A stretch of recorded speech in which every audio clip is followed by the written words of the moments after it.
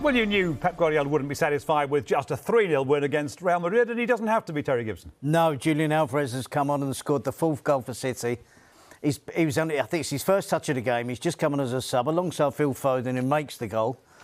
And Pep has been reluctant to use the substitutes in this game, but they come on in the dying moments of the game to great effect. Erling Haaland must be slightly cheesed off that he's hammered the goal from every angle, every direction, with every type of finish tonight. Courtois saved absolutely everything from that particular player. But Julian Alvarez gets through, he slots it past the goalkeeper, and that is it. It was coming right at the dying moments of the game. Manchester City with a brilliant performance. Pep Guardiola leads them into the Champions League final. The treble is definitely still on, and it's everything they deserve. From the two ties, they were really good in the first leg. They were absolutely brilliant in the second leg and completely outplayed Real Madrid. It was a fantastic performance. Did Carlo Ancelotti get his tactics wrong? Totally, yes. I mean, Ancelotti goes with what's been working and doesn't really take into account the opposition, the team that they're playing against, certain players, certain individuals. If they've had a good result the week before, he tends to just leave things. And I think that they lack the legs in midfield. It was quite interesting tonight. We talk about Benzema and Modric. Possibly were the two worst players for Real Madrid. The game just passed them by. So it was a difficult night for Ancelotti. We should just say, Coventry and Middlesbrough fans, that it is still Middlesbrough 0, Coventry 1, and they've played 2 of 8 minutes added on at the end of the game. That's on Sky Sports Football. Manchester City back to them through to a second Champions League final. Real Madrid denied what would have been an 18th final. You know, Terry, we talked about the experience of this Real Madrid side and all the Champions League medals they had. But the performance of Manchester City was like a team that have been in this position season in, season out. Yeah, they got off to a really good start. They dominated in the early stages of the game, and Real Madrid looked a bit shambolic in the first half because such was the dominance of Manchester City. Because of their quality, I've made a note, City were faster, sharper, hungrier, better and more cohesive. They looked a better coached team. They all looked like they knew what they were doing. And that was a stark comparison to what we saw from Real Madrid. After every break of play, players were looking around at Ancelotti and asking what their next move should be. Where am I playing? Where's he playing? What should we be doing? And City took advantage of that. The only downside for City was at half-time it was only 2.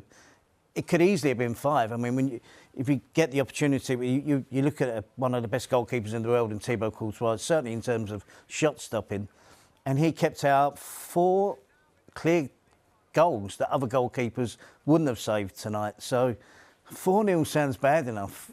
It could have been 6 or 7 comfortably. What are Inter Milan thinking when they see that performance tonight?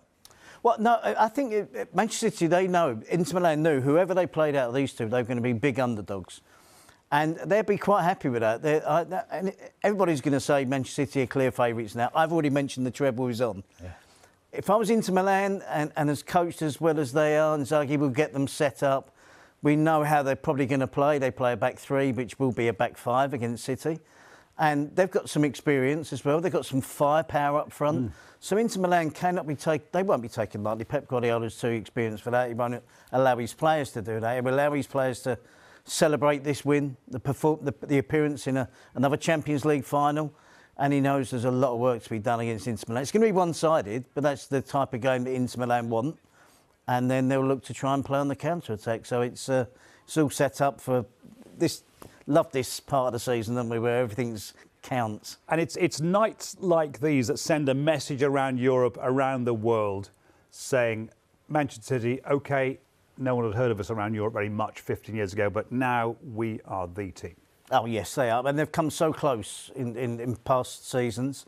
And Pep has been accused, quite rightly, of maybe tinkering a little bit too much in 1 or 2 of the games where they've lost and gone out, and big surprises, poor performances in finals and stuff like that. He looks relaxed. He looked relaxed going into this game. And he made a promise, didn't he?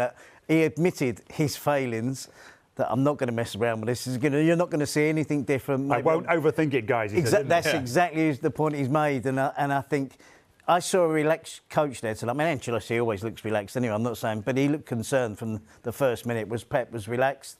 When they got their second goal, he was really getting to be in front of the supporters, telling them, because he's been critical of them lately, that you could accuse City supporters of being a little bit spoilt of late in the last few years.